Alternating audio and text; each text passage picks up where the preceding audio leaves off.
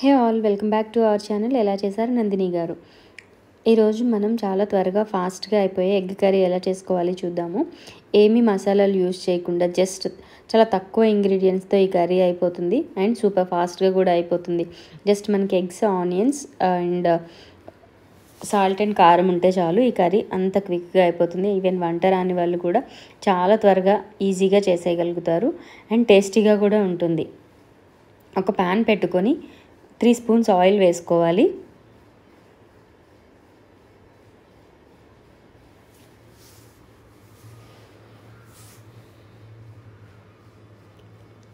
Oil కొంచెం వేడైన తర్వాత సన్నగా కట్ చేసి పెట్టుకున్న ఆనియన్స్ వేసుకోవాలి.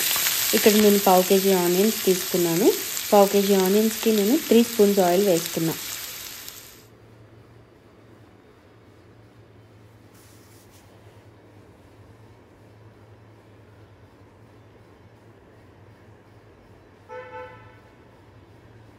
రెండు పచ్చిమిర్చి కట్ చేసి వేసుకోవాలి.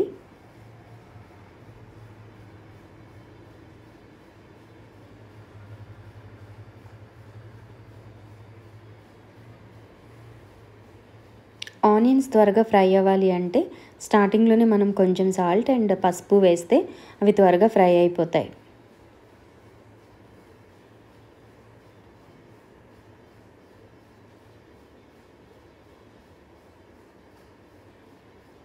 ఆనియన్స్ అండ్ పసుపు వేసిన తర్వాత ఇలా మంచిగా ఫ్రై చేసుకోవాలి. గోల్డెన్ బ్రౌన్ వచ్చేంత వరకు ఫ్రై చేయాలి ఆనియన్స్ని.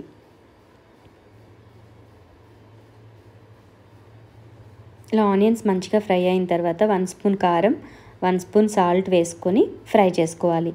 కారం పచ్చివాసన పోయేంత వరకు ఫ్రై చేయండి.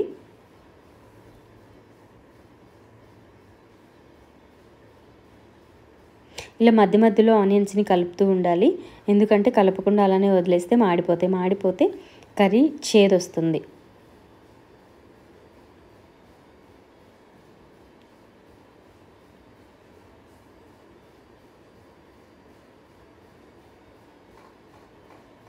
అండ్ కారం పచ్చివాసన పోయి ఆనియన్స్ అన్నీ ఫ్రై అయ్యి ఆయిల్ పైకి వచ్చిన తర్వాత ఒక టమాటో వేసుకోవాలి. ఇక్కడ నేను మీడియం సైజ్ టమాటో ఒకటి తీసుకున్నాను.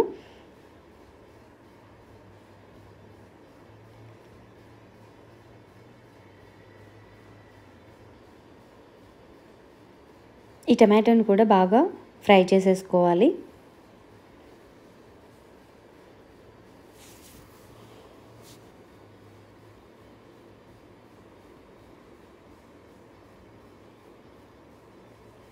చూసారు కదా, టమాటో కూడా మంచిగా మగ్గిపోయింది అండ్ ఆయిల్ కూడా పైకి వచ్చేసింది.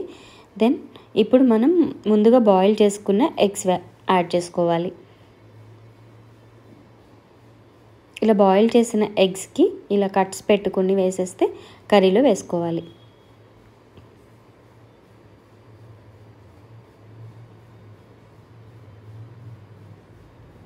ఆ గ్రేవీ అంతా ఎగ్స్కి పట్టేలాగా ఒకసారి తిప్పండి.